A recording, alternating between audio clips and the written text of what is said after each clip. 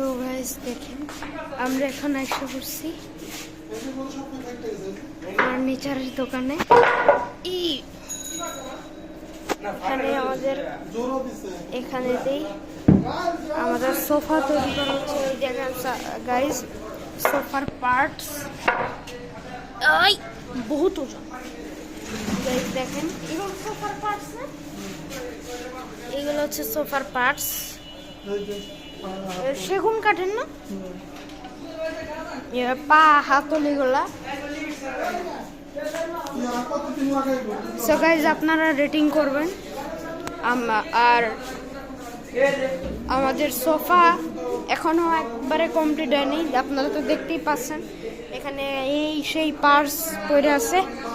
So guys আপনাদেরকে তো দেখিয়েই দিলাম, আমি একটু ভিতরে নিয়ে দেখি। আর এখানে আরো অনেক ফার্নিচার আছে,